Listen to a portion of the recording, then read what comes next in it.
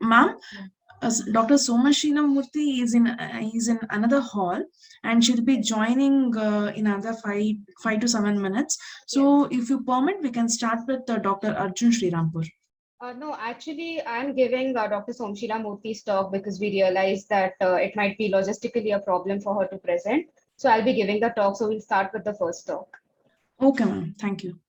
Yeah, so I'd like to thank the Telangana Ophthalmological Society Academic Committee for giving me the opportunity to organize an instruction course on the management of acute chemical burns. We have a very well-known speakers, and I'm sure this will be a beneficial learning course for everybody. So for starters, I'll start with my presentation. I'm Dr. Swapna Shanbhag. I am a cornea faculty at the L.V. Prasad Eye Institute in Hyderabad. And the first talk will be on evaluation of ocular chemical burns. An acute chemical burn is an ocular emergency. It's one of the few ocular emergencies that we see routinely, requires immediate and intensive evaluation and care. Incidence is more in the younger age group who work in an industrial setup. So unfortunate because these are actually the workers who economically contribute to society, and unfortunately we have a lot of visual morbidity in this age group. So chemical burns are the most common cause of limbal stem cell deficiency in India, and we have published the data where it's responsible for almost 84% of unilateral LSCD cases and 30% of bilateral LSCD cases. So overall, a lot of visual morbidity. These patients require multiple surgeries, do not have a very good quality of life, have sometimes facial disfigurement and all these issues too. So when a chemical burn comes to you in your clinic, the first thing is to ask a detailed history so as to ascertain whether this is an acid burn or an alkali burn because the pathophysiology is different. The next step, I ideally irrigate, and then I go on to do a complete ocular examination because irrigation is the most important thing. And then treatment is according to the severity of damage. So the common inciting agents are acids or alkali. Alkali chuna is the most common in our population. And alkalis are more dangerous because they penetrate more rapidly. So it is very important to ask this history. Also, mode of injury, site of injury is important because some of these cases might have medical legal issues too. So it is better to elicit a very good history regarding these things. During irrigation, it's very important to use litmus paper. There is not a lot of literature on litmus paper or how it actually evaluates ocular pH, but it gives you an endpoint of when to stop irrigation. So ideally, irrigation should be done for 10 minutes for every patient, and then you check with litmus paper whether we are approaching neutralization or not. It's a quick and cheap method and can be used till we achieve neutralization. So I'll be just showing a case of a young male who presented to us with Dettol fall in the eye, locally started on topical steroids and antibiotics, but topical steroids that were given were not enough. So in these cases, visual acuity measurement is difficult. We have to instill parakin so that they are more comfortable. And he didn't have any facial involvement. Ocular motility was full. This was the image in all the four quadrants. Very essential to examine all the four quadrants. And then the next step is to stain with fluorescein. This is an extremely important step because this tells us how much of an epithelial defect involves on the entire ocular surface. And then we grade the ocular burn because grading helps us in prognostication.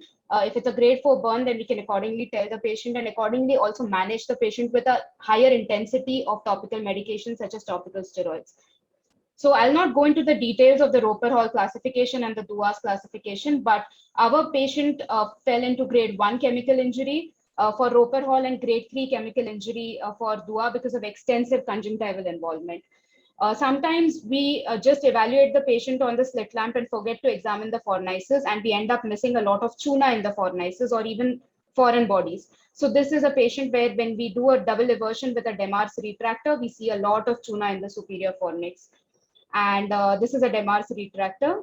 And this is another image of a patient, young child, complete total epithelial defect. But if the superior fornix is not examined, it can cause an issue. And this is the intraoperative image of this patient where we can see a lot of chuna everywhere on the superior tarsal conjunctiva and the superior paralimbal or bulbar conjunctiva.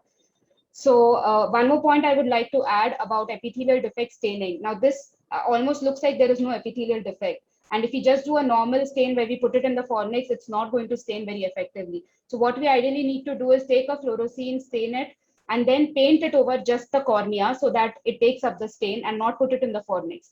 So this patient actually had a total epithelial defect, which is seen only when you put the fluorescein strip directly on the cornea and paint the cornea in horizontal swipes.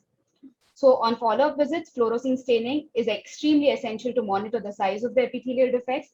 Limbal ischemia generally occurs like 1 week down the line. Immediately, it's not very evident. Intraocular pressure examination is important, as chemical burns tend to have raised intraocular pressure, and fundus examination eventually if the prognosis is good. So after 3 days, the patient did not have any epithelial defect. We had given topical steroids too early, along with cycloplegics and antibiotics. And we had also placed a bandage contact lens in this eye. We could take his vision, it had improved. We could take the intraocular pressure, and the fundus was normal. This is again the same eye where it does look that like there is limbal ischemia.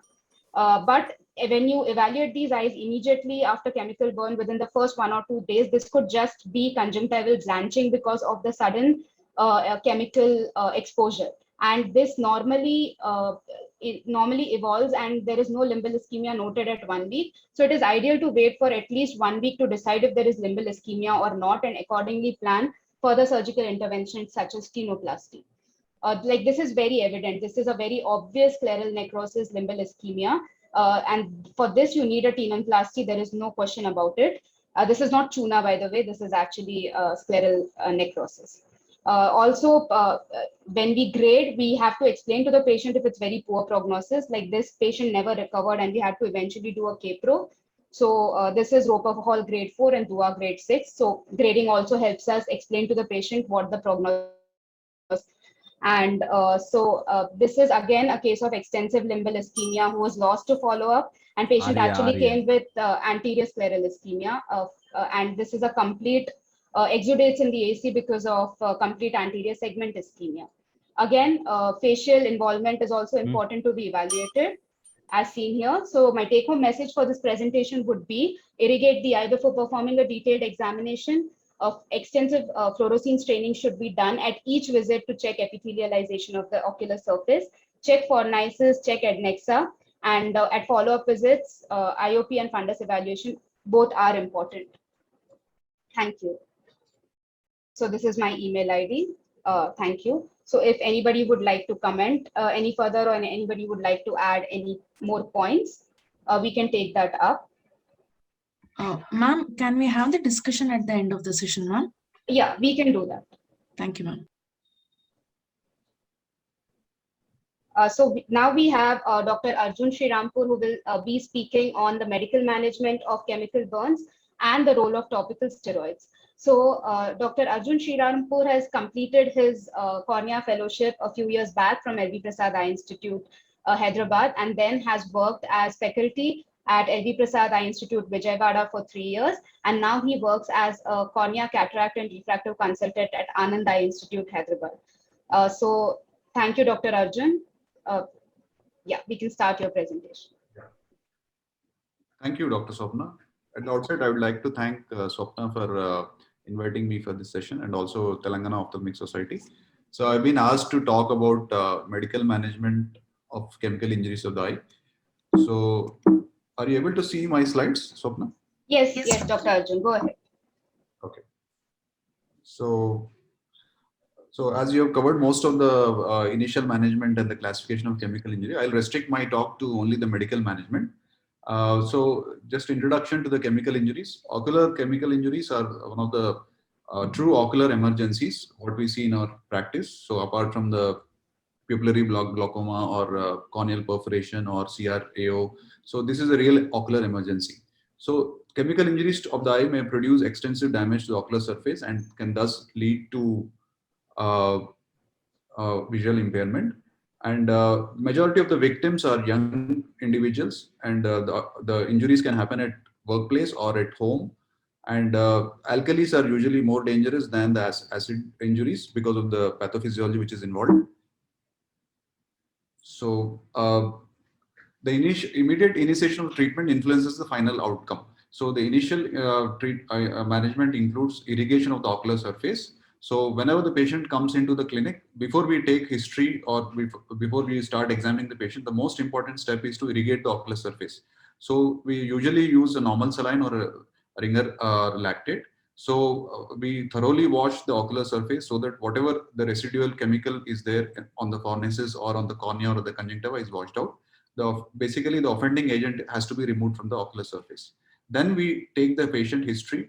Then you ask what is the duration of the contact, what was the amount of the chemical which fell into the eye, whether it was acid or alkali, whether any wash was done at house or at their workplace with tap water, and whether the patient was wearing any protective glasses, because this history will influence we'll get to know how much amount of the chemical has gone into the eye. Next comes the slit lamp evaluation. As Swapna has elaborately very uh, excellently elaborated about the fluorescein staining. So you stain with the fluorescein stain the ocular surface, which starts from the lids, the conjunctiva and the cornea.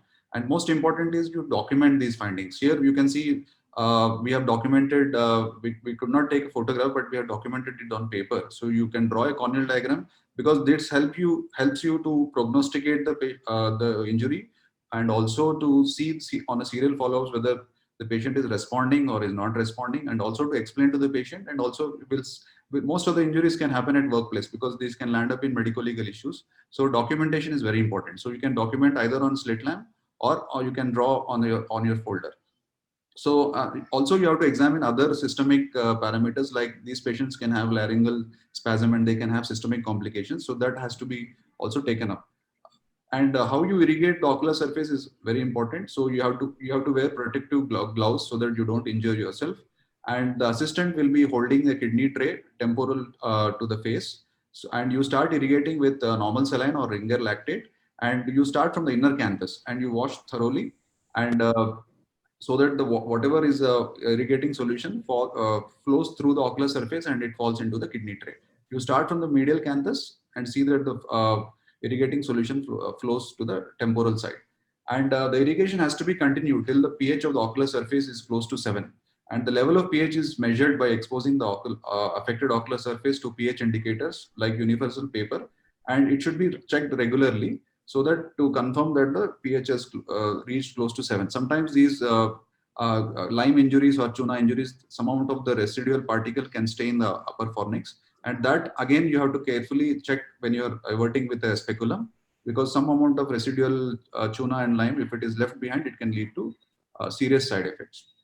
And the basic medical management of ocular surface burn is, the main aim of the treatment is to restore the epithelial integrity and to control the inflammation and to prevent subsequent complications.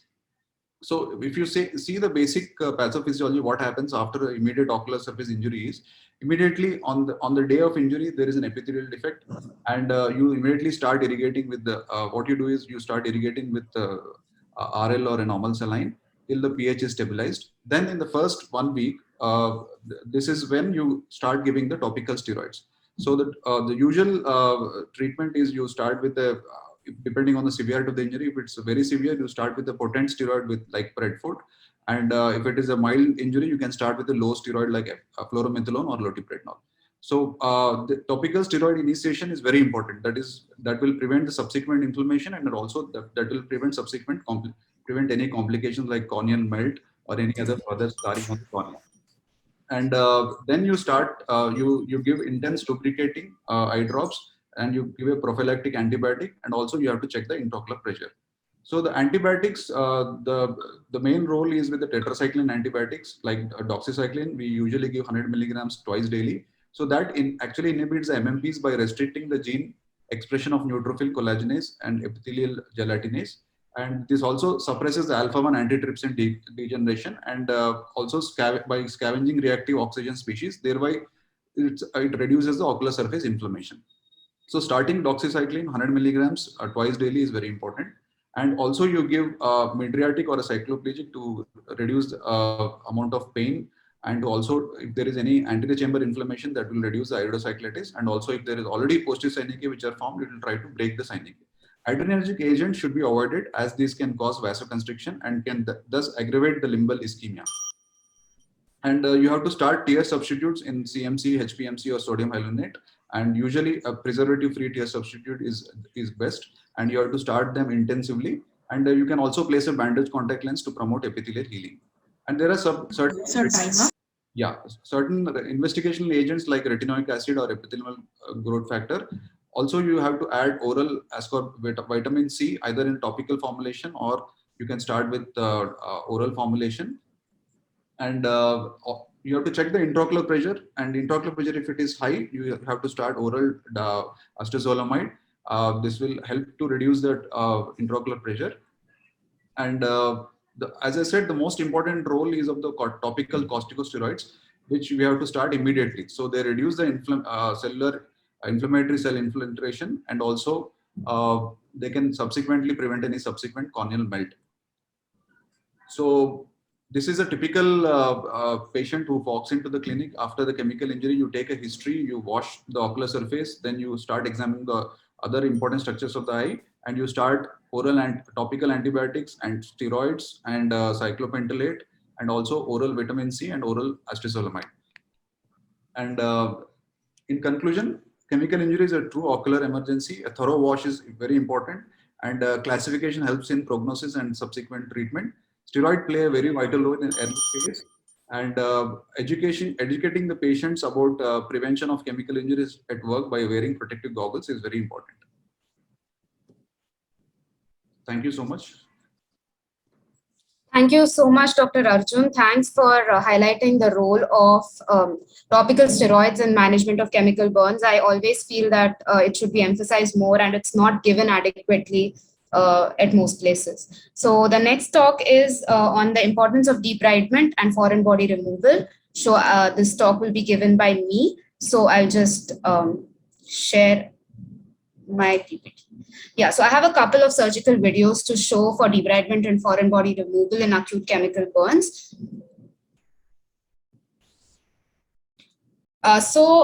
When we talk about foreign body removal and debridement in chemical burns, unfortunately, it's almost always tuna in our population.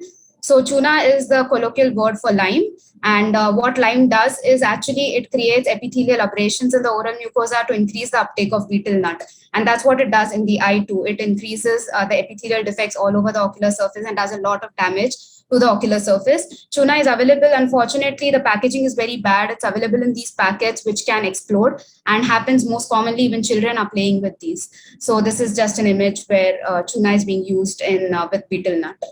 So this is so the lime which is deposited in the cornea can either be in the conjunctiva in the superior fornix, or it can be locally around the limbus in the conjunctiva and the cornea, or it can be like this where it is completely intrastromal, as you can see here. And these kind of eyes have very poor prognosis, as you can see in these images. Patient also has limbal ischemia. And this is the ASOCT, where we really cannot see much because the lime is all over in the intrastromal pocket.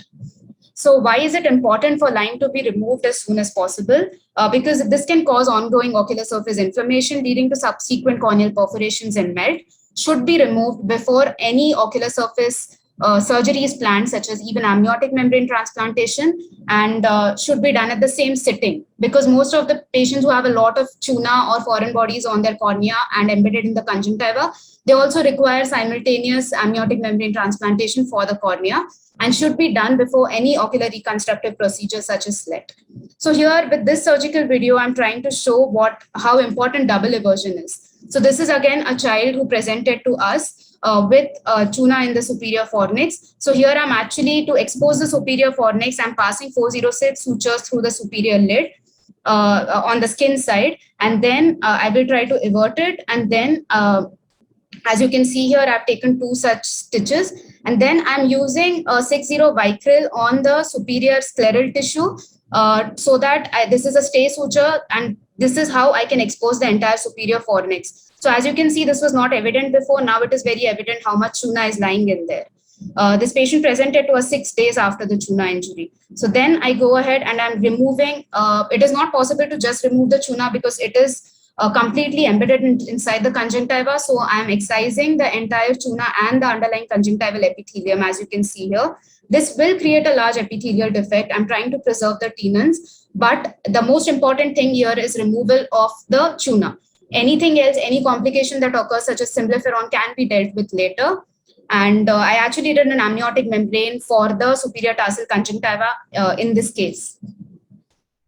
Then this is again a second case where there is again a lot of tuna in the superior fornix, 7-year-old child. Again, I've taken 4-0 silk sutures and then 6-0 inferiorly to expose the entire superior fornix. And the extensive tuna that is there, I'm removing from the conjunctiva, tarsal conjunctiva and the superior limbal conjunctiva. And I've managed to remove everything and placed an amniotic membrane, sutured it all over the tarsal conjunctiva. This is a small child, again, 5-year-old, playing at a construction site where her father works, and cement went into her eye when she was playing. And as you can see, I'm again trying to remove all these cement particles from the superior conjunctiva. I have to sacrifice some conjunctiva, at least conjunctival epithelium, so that all these cement particles are removed, as I'm doing here. I should have taken 4-0 silk stay sutures here. I've unfortunately not. Causes a lot of problems with exposure and removal of the foreign bodies and complete removal of the foreign bodies. And then at the end, after removal of everything, I'm using a 15-number blade to remove any residual particles anywhere all over the conjunctiva. I did an amniotic membrane transplantation for this child too, but Dr. Jayesh will be covering that, so I'm not going to speak on that. This is another case where you can see that there is conjunctiva, there is a line here. Okay, this actually only this was evident to me preoperatively, and I thought the line is only here. But if you see at the surgical video, what happened was first I removed all the epithelium from the cornea to see if I can remove this intrastromal line, but I couldn't. So I'll just leave it there and see later what happens to it. But mostly nothing happens when there is little amount of lime in the intrastroma, and we can remove, and we don't have to remove it. But as you can see, I'll just rewind. Yeah. So I'm trying to, I've put a speculum, and then slowly I realized that there is a lot of tuna all over the superior conjunctiva, and I realized that the speculum is not going to give me enough exposure. So I actually removed the speculum in this case, and I again took 4-0 silk stay sutures to give me enough exposure.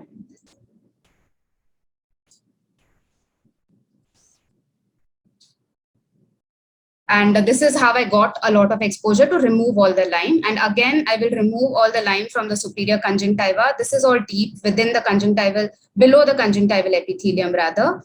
And then I actually took a crescent blade to remove the intracorneal peripheral lime.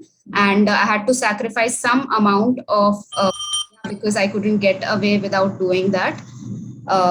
As you can see, I had to remove the superficial lamella of the cornea in this area with a crescent to remove the tuna. I did an AMG all over. This patient subsequently had a symblepharon here and required a conjunctival autograft, but is overall doing very well. These are extremely challenging cases, very poor prognosis. I did a manual DALC. As you can see, I'm removing the superior stroma. And then I'm removing the entire tuna plaque from the cornea, and I'm going very close to the posterior stroma and Descemet's membrane, but I don't have an option because the tuna has to be removed. And I finally ended up removing the entire tuna plaque and doing a DALC by placing another cornea.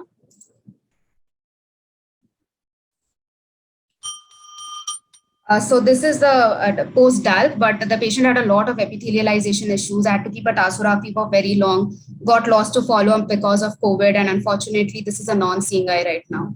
So the conclusion of my presentation is double eversion is a must when you're seeing the patient in clinic. Remove all the foreign body particles, always perform AMG if there's an epithelial defect. If symblepharon occurs later, can be addressed with a conjunctival autograft. So what is needed is we have to be aggressive with removal of the foreign body. And even if complications occur later, we can manage them later. And adequate exposure of fornices is required during surgery. And do not perform AMG or ocular surface reconstruction without removing all the foreign bodies. So I'll end my presentation here. And the next speaker is, Dr. Jayesh Vazirani. Dr. Jayesh Wazirani is a very dynamic corneal surgeon practicing in Ahmedabad, an extremely good academician and managing to do research even in private practice. He has done his cornea fellowship from LV Prasad Eye Institute and is now working as a cornea cataract and refractive consultant in Ahmedabad and has his own private practice. So Dr. Jayesh will be speaking on amniotic membrane transplantation in acute ocular surface burns. Welcome, Dr. Jayesh. Thank you so much, Swapna, for the invitation and the kind introduction. Thank you also to the TOS for a great organization of the meeting. Right. So we have discussed in the previous talks that one of the primary aims or goals of treating acute ocular surface burns is to promote ocular surface healing, by which we mean that we want the epithelium to cover the bare areas. It may be the cornea, it may be the limbus, it may be the conjunctiva or the sclera. Wherever epithelial loss is there, we want epithelium to grow. And one of the tools in our armamentarium, which we use quite often as cornea and ocular surface surgeons, is using amniotic membrane.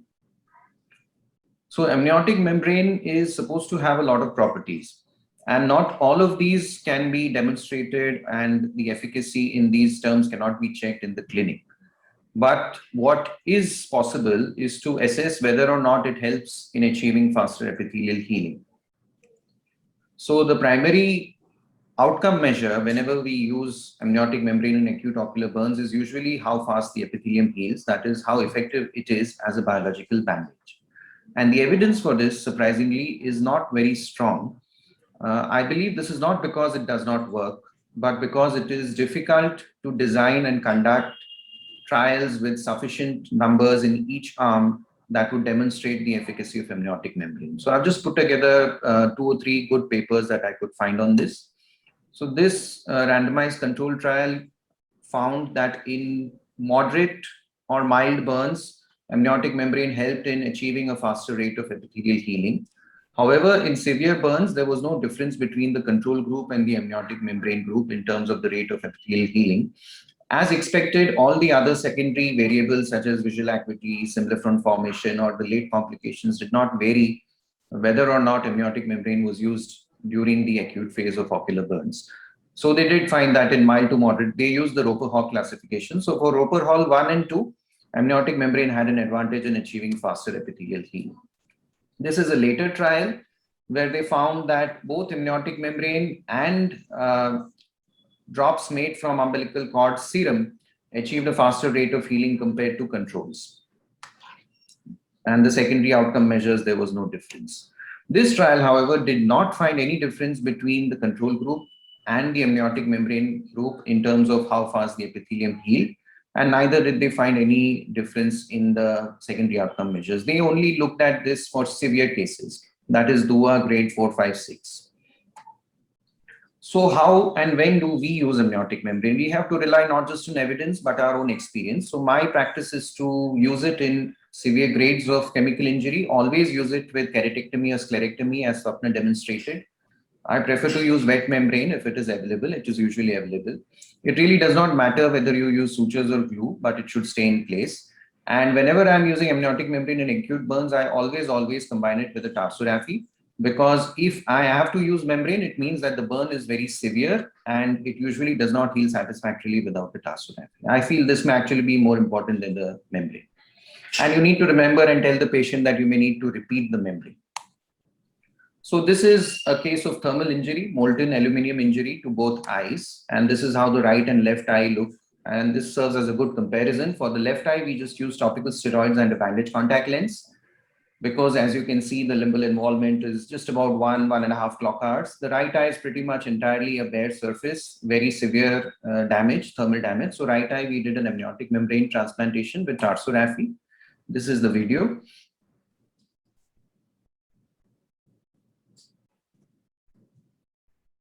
Right. So typically, if I want to cover the cornea and the surrounding sclera, I do a peritomy. And generally, in severe cases of burns, sometimes you don't find much bleeding. We also use preoperative brimonidine, so the bleeding here is not much. The membrane comes with the stromal site stuck on the paper. So that side goes down on the ocular surface. The epithelial side is facing the surgeon. Then the membrane is reflected and the two components of the fibrin glue are applied and the membrane is just stuck back. And the same thing is done in the inferior half of the ocular surface. One may use sutures. If one is using sutures, I would recommend using maybe a running 10-0 nylon suture or fine vicryl sutures to anchor the membrane. This is combined with a central permanent tarsorrhaphy in this case, and this I think is a very important component. Right, so what happened after this? The left eye, as expected, healed very well because the grade of injury was not very severe. The right eye, also the epithelium healed, but he had a large ocular surface granuloma, which we later addressed by doing conjunctival autografts and SLET, and he's stable and with the scleral lens has good vision. And one can achieve similarly good outcomes by appropriate medical management along with the use of amniotic membrane. These are just some examples. This is bilateral and this is after membrane and tarsorrhaphy. Later we did allogenic SLET for this person and he did reasonably well. So my take-home messages to everyone would be that burns are a true ocular emergency, and to help epithelial healing and to prevent stromal lysis, stromal melt and perforation, amniotic membrane is very useful, but it is an adjunctive measure. We need to do all the other things that the speakers have mentioned before. Evidence for the efficacy of amniotic membrane is limited or equivocal, but I don't think at this point in time that would prevent me from using it in severe grades of burns. And an additional effect, which I have not discussed here, is that all of us who do reconstructive surgeries on the ocular surface believe that it is much easier to separate the planes during the reconstructive surgery if an amniotic membrane has been applied in the acute phase. So this has not been proven. It's again difficult to prove. But anecdotally, if you ask anyone with sufficient experience, they will tell us that amniotic membrane does have a beneficial effect in the acute phase, in severe burns, that is. Thank you so much. Thank you so much, Dr. Jayesh. Thanks for emphasizing the role of tarsorrhaphy. I also believe tarsorrhaphy is extremely important in all cases that undergo amniotic membrane transplantation and is commonly not done. But exposure is a big problem in these eyes, and tarsorrhaphy is always very useful. And sometimes for very severe burns, I keep the central tarsorrhaphy in place for 3 months and then open the eye and see what is happening. But I think those 3 months help, although it does create some anxiety as to what is happening. So the next speaker is Dr. Pragnya Rao. She'll be speaking on tenonplasty in limbal ischemia. Dr. Pragnya is a cornea trained fellow from LV Prasad, Hyderabad, and is a cornea consultant now at LV Prasad, Hyderabad, and specializes mainly in dry eye and ocular surface. And she'll be speaking on tenonplasty. So Pragnya, you can share your presentation and go ahead. Thank you. A lot for the kind introduction, Swapna, and I would really like to thank Swapna for helping me with the content for this presentation also, and for putting up this amazing session, and would like to thank Toss for this amazing session. So after a good lineup of talks on what we need to do in acute chemical burns, there are some other strategies or techniques that we need to be aware of to tackle them effectively. One such thing is to know how to perform a tenonplasty when there is limbal ischemia. So acute chemical burns are the spectrum is very wide. We have really minor burns which heal very well, and those which look really severe also surprisingly sometimes heal really well if there's no significant limbal ischemia. But the question always is there that is there a significant limbal ischemia or not? So assessing it is always difficult because of associated chemosis and inflammation. And there are surrogate measures like OCT angiography that can help us assess this. Like here we can see that the superior vascularization is intact, whereas there is significant ischemia all around, which is evidenced by the way the ocular surface is epithelialized, that is superior downwards, suggesting that the source of these cells are the intact superior limbus here. But it is not always the case. Sometimes, despite doing everything, like in this patient who had presented with acute chemical burns, which was quite significant with scleral ischemia inferiorly and limbal ischemia inferiorly, Despite amniotic membrane transplant and adequate immunosuppression with frequent steroids, he continued to have limbal ischemia even at 3 weeks following the procedure. So this needs to be addressed because the ongoing necrosis and melt can cause more devastating complications like perforations, which then become very difficult to address. Likewise, so that was more sectoral, like in one quadrant. But as you can see at the outset, you may feel that this is an okay looking eye, but a very deep look will tell you that this is completely blanched out sclera and limbus all around, suggesting a 360-degree limbal ischemia. So how do we go about managing these patients and trying to salvage these eyes?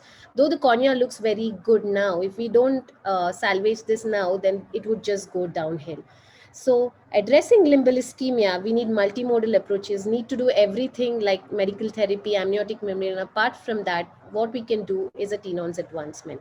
So now to understand that procedure, here, first important thing that we need to do is to excise the necrosed tissue completely, and the endpoint would be to notice bleeding that occurs from the healthy tissue that we encounter.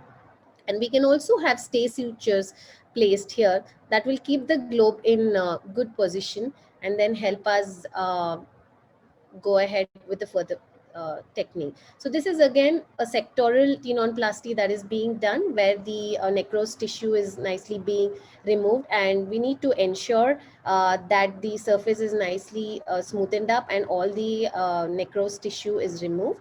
And then we go ahead with the procedure. But sometimes when we are not able to place the speculum or need a more appropriate visibility, instead of the speculum, we can use 40 silk that is being used as a stay suture here.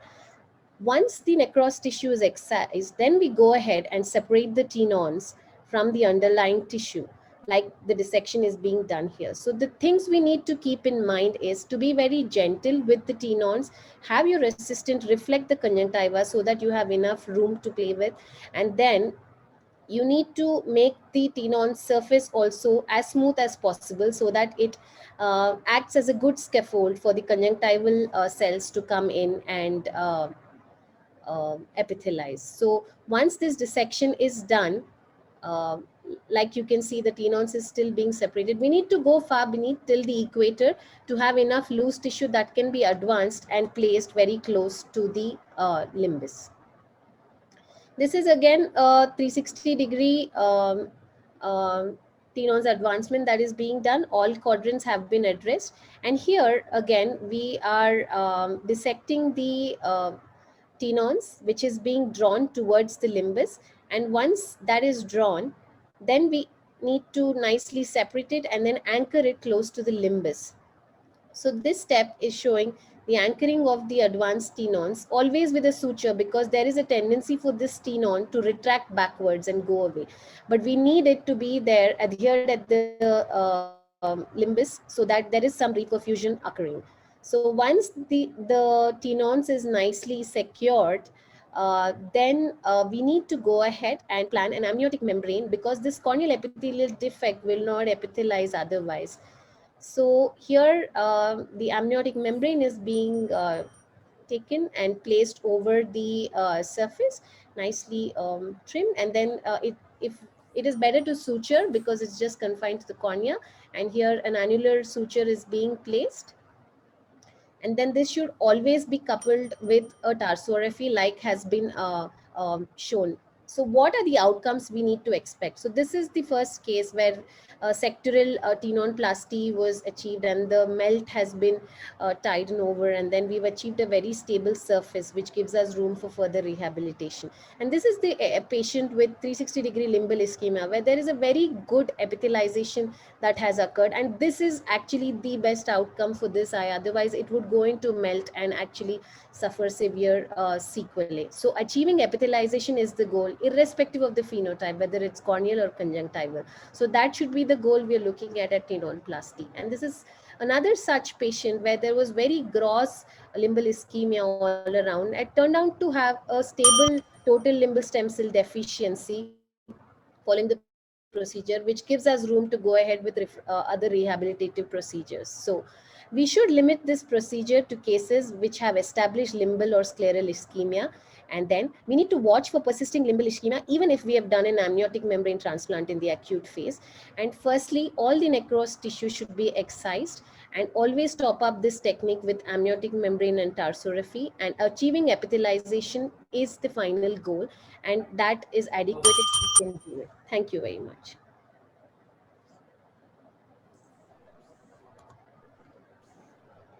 Thanks a lot, Pragna. Thanks for emphasizing the role of tenonplasty in these eyes.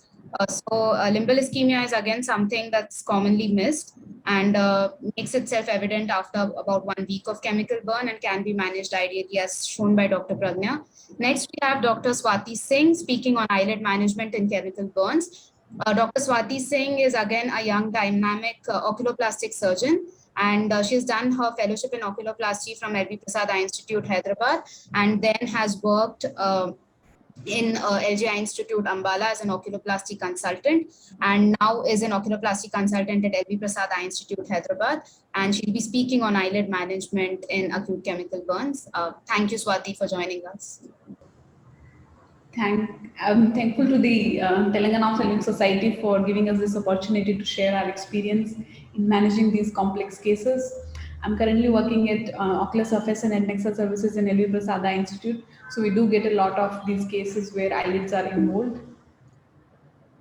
So in chemical injury, the eyelids can be involved in 3 segments. Either the anterior lamella is involved, and shortening of anterior lamella will result in lack of thermos. Maybe posterior lamella is involved, which is conjunctiva and tarsus, which will result in entropion and interning of the eyelashes, trichiasis or dystichiasis, or a simple injury to the lid margin itself in cases of mild chemical trauma. So these are the few examples where you can see post-chemical injury, all these 4 eyes have a different manifestation. They can be entropion, they can be lack of thalmos, cicatricial lack of thalmos, they can be significant lid margin loss or formation of a symblepharon, which prevents the eyelid opening and causes interning of eyelashes. So I'll briefly take you through the management of these different scenarios. If anterior lamella is shortened, as in this patient, you can see the right eye has perforation in the cornea and has been managed only with mere tarsorrhaphy because of the poor prognosis. The left eye has good prognosis and it has a lag of thalmos of almost 10 to 11 mm.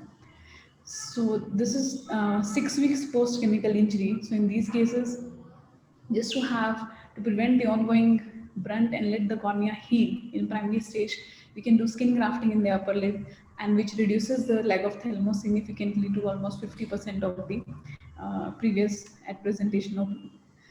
Now, in some cases, in a long-standing localized injury, you can have a segmental entropion. If you look at this lid margin, you can see this is thinned out, and the patient is applicating lashes manually. You can see those stubs of the dystichiatic and trichiatic eyelashes over there. So, in these cases, a segmental excision of the eyelid, simple pentagon excision, and direct repair can achieve a good outcome where the eyelashes are no longer touching the eye surface. This was in a gentleman who had an alkali burn, and you can see in the left eye there is a corneal scarring with an AMG over it, and the eyelashes are turned inside. If you look at this HIMAC picture, you can see a tarsorrhaphy has been done, a permanent tarsorrhaphy, but all of the eyelashes are rubbing inside onto the ocular surface. So most of the cases we either give them just a bandage contact lens to wear so that temporarily it can take care of the eyelash rubbing. But usually the bandage BCL comes out because of the inadequate space in the fornices and the symblepharon. So in these cases, we use mucous membrane graft, and we place this graft over the lid margin as well as posterior lamella and the anterior lamella. I'll show you a representative collage that what we do in this you can see a chemical injury in the lower eyelid and how the lashes are turned inside in this segment and normal in the lateral half. So we make an incision at the level of lash line, and we separate the whole of the scarred conjunctiva and separate the posterior lamella as long as it falls free back onto the posterior surface. This exposes the tarsus.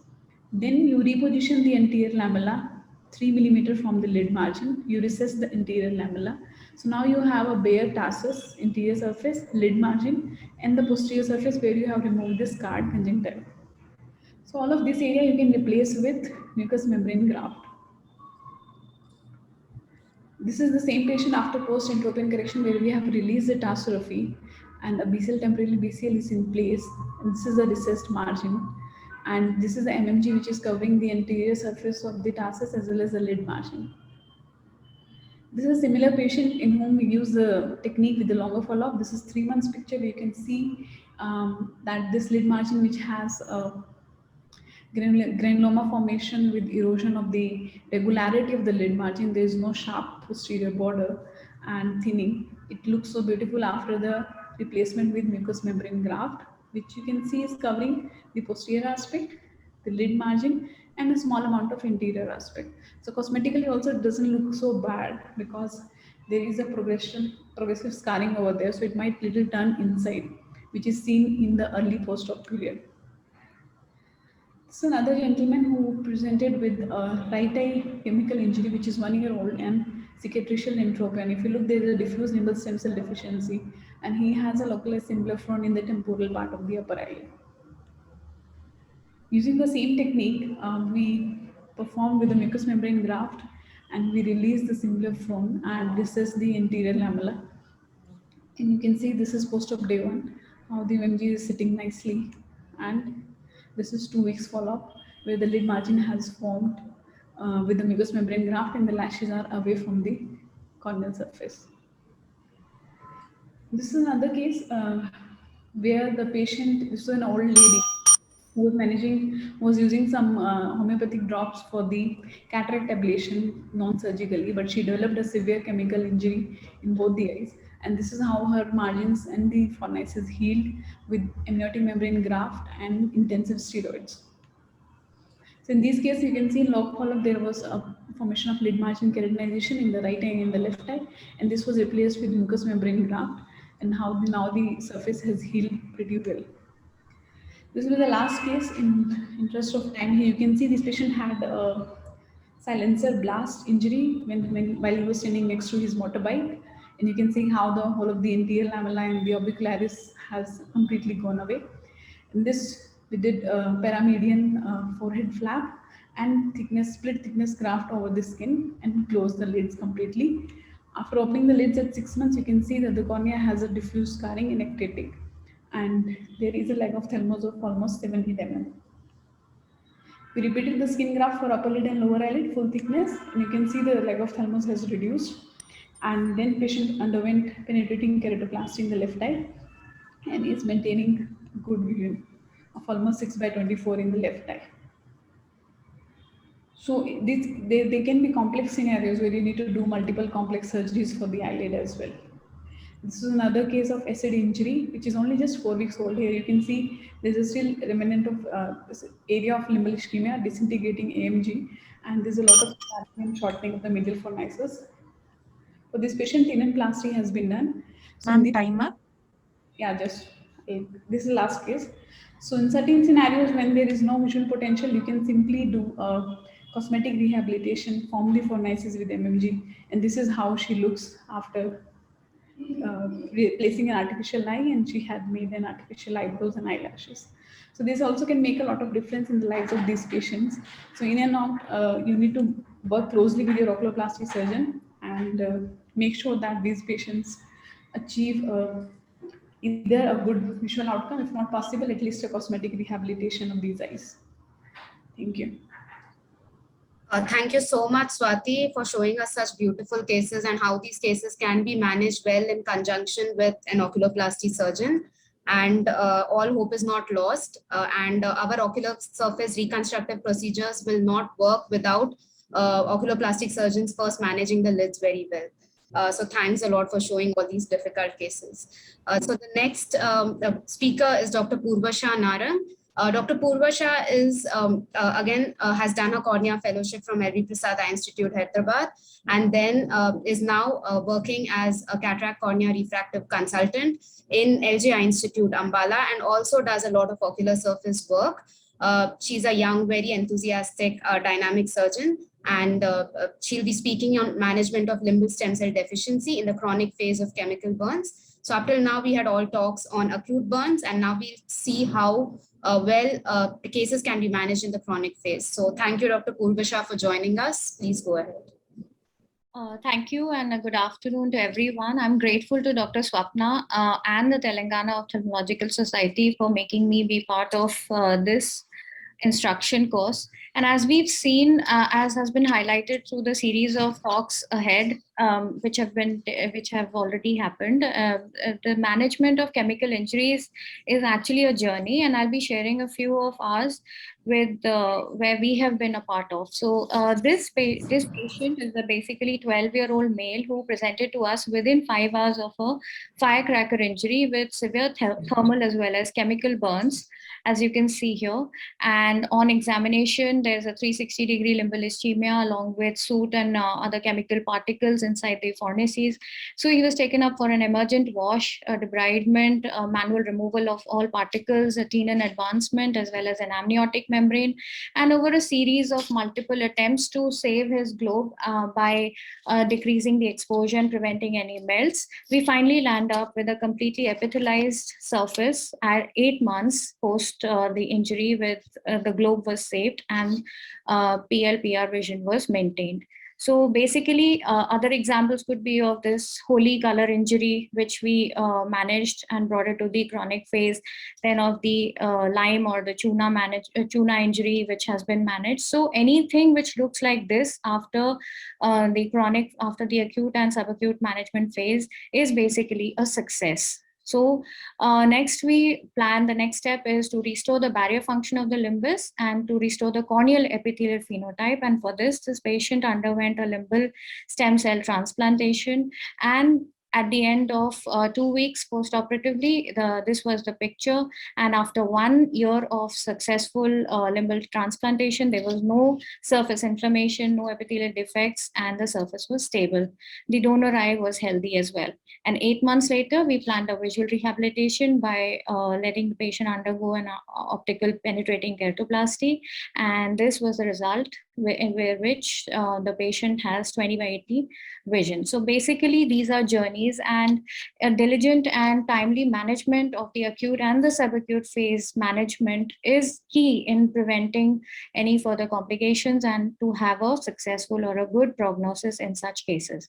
So late phase management basically involves the prevention or the management of limbal stem cell deficiency and to replenish the limbal stem cell barrier.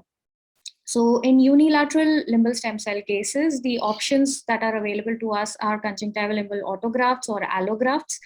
These, but however, may cause iatrogenic stem cell deficiency in the donor eyes as well.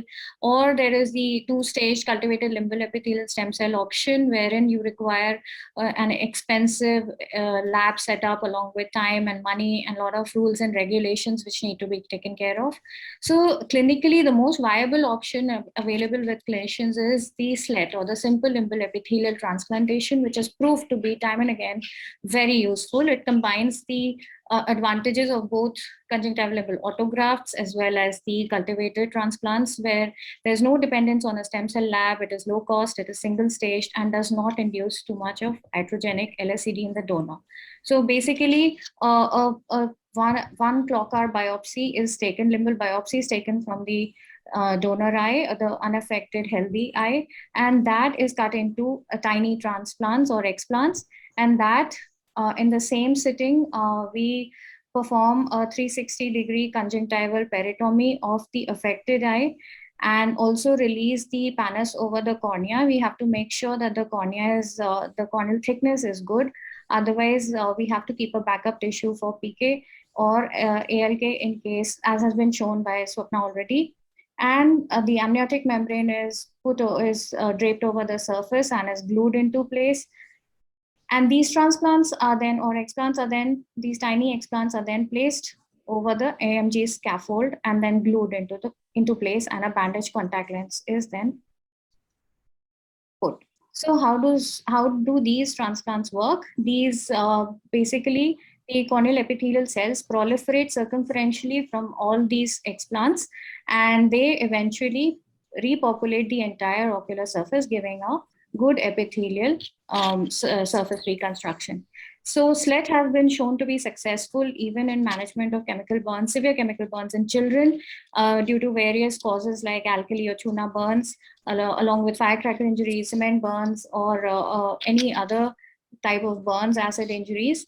And basically, if there is a focal recurrence even after the slit, then you can go in for a repeat slit, which again can give complete success later on. So visual rehabilitation will be the next step. And for this, if there's just minimal corneal scarring, we can go ahead and put in scleral contact lenses. And if not, then we can plan in a staged and sequential manner. We can go ahead and do a penetrating keratoplasty or a anterior lamellar keratoplasty. So we should also know when not to do slit. In dry and totally keratinized surfaces, it is a big no. In fornices which are not formed, in pretheisical eyes, or in active inflammation which is going on, or if there's a retained chemical inside the eye, then preferably we do not do a slit. For bilateral LSCD cases, the story is different. For example, for this patient who was a victim of vitrolage, we achieved the good acute phase management and complete chronic conjunctivalization. So the options for limbal stem cell transplantation are live-related CLAL or alloslet or cultivated oral mucus epithelial transplantations, but these require long-term immunosuppression and have limited success. So the mainstay remains the keratoprosthesis type 1, type 2, and the modified osteoodonto keratoprosthesis and the Lux capro. So the type 1 capro assembly is shown here, and our patient underwent Boston keratoprosthesis post-operatively 2 years later. This is the. So in conclusion, understanding each phase and the principles of management of the acute and the subacute as well as the chronic phases of these chemical burns is important. And that will help in basically giving a good prognosis and achieving surface stabilization and finally giving hope to these despairing eyes. Thank you so much. Thank you so much, Dr. Purvasha. So like Dr. Purvasha said, treating chemical burns is a journey which starts from when we see the patient in the acute phase. And if these are lower grades of chemical burns, then we can easily manage them with medical management as highlighted by Dr. Arjun, with topical steroids and lubricants and sometimes a bandage contact lens too. However, severe grade burns require AMG, tarsography, sometimes a tenoplasty if there's limbal ischemia, and sometimes foreign body removal, which requires a good examination. And like Dr. Swati discussed, we should be cognizant of the fact that these patients might have symblepharon, entropion, and all these other adnexal problems before we take them up for ocular surface reconstruction, so that these are first fixed before we manage these patients in the chronic phase. And Dr. Purvasha has beautifully highlighted what we can do in the chronic phase to improve the quality of life for these patients and improve the vision for these patients. So if there are any questions, dear speakers, we have 5 minutes for the discussion. Yeah. So are there any more points that any of the speakers would like to highlight, or are there any questions from the audience? Please let us know.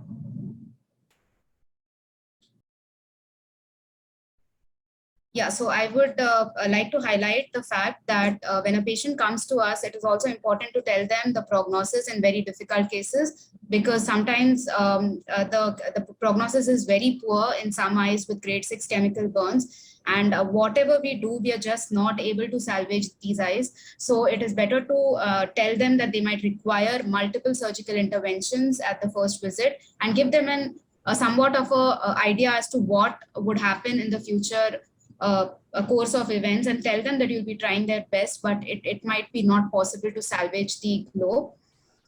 So any other points that any of the other speakers would like to add, please go ahead.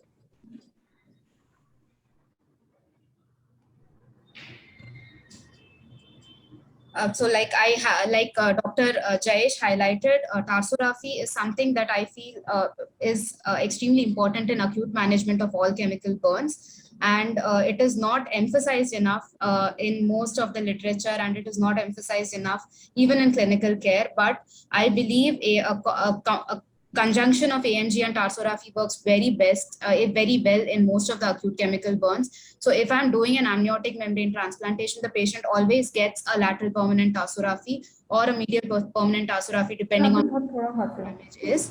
And most of the patients for tenoplasty also, I always do a tarsography. And for very severe chemical burns, I do AMG, tarsography, and it's central. And I'll wait for everything to epithelize for 2-3 months and then open the tarsography and then decide what needs to be done. So I would, because we didn't have any talks specifically talking about tarsography, I thought that it is important to highlight the importance of tarsography.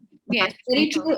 Sapna, this is Chemical very burns. important that even for it's such a simple and such a life-saving procedure for patients, which can be done even at the general ophthalmologist level before they're planning to refer the patients also, so that this prevents exposure and further corneal melts. So it's a good idea to always do a tarsography and prevent any kind of surface exposure or anything before they are transferring the patient to a higher center. Yes, agreed. It's, I think, a very good idea. If you can rule out that there are no foreign bodies, then it's just better to do a tarsography and send the patient across. A second point I would like to highlight is the importance of topical steroids. So whenever I see referred cases of chemical burns, the amount of topical steroids that are given are always inadequate for the grade of chemical burns. This is very common. I think the general thought process is that because there's an epithelial defect on the cornea, topical steroids should not be given. Topical steroids can cause infections. However, in chemical burns, the amount of ocular surface inflammation is so high that topical steroids actually work beautifully when given aggressively, especially when there are very large corneal and conjunctival epithelial defects. In fact, there are cases where we thought a patient would require an amniotic membrane transplantation at the first visit, but we waited for 3 days, gave topical steroids almost 1 hourly or 2 hourly in these eyes, and the patient actually did not require an amniotic membrane transplantation. So if we give topical steroids frequently under the cover of antibiotics, then these eyes do very well. I also use a bandage contact lens in all eyes with a corneal epithelial defect of more than 4 millimeters, because I feel the BCL helps in preventing the lid rubbing against the cornea, and that's why aids in faster epithelialization of the corneal surface. And second thing, it keeps the increased amount of cytokines and matrix metalloproteinases on the ocular surface from interacting with the corneal stroma. So if there is, and the patient is also symptomatically much better and relieved from all the symptoms. So I think a BCL should be put in eyes with more than 4 millimeters of corneal epithelial defect. And under the cover of topical steroids, antibiotics, these patients do very well with medical management. Absolutely. And even if the patient presents to maybe a day or two or a week after the injury, always explore the surface under anesthesia or under Paracaine, and always give a thorough wash. So even if it's after more than 48 hours, still a good wash can still help. And look actively for any remnant particles of the chemical which is implicated. So that is also important. And along with this, taking care of the intraocular pressure is one point which is very important, because certain such eyes are also going to have a post-operative secondary glaucoma. So that is again going to impact the visual prognosis. So it's important we take care of the intraocular pressure also. Thanks a lot. Thanks a lot for the discussion. And thank you to all the speakers. Thank you.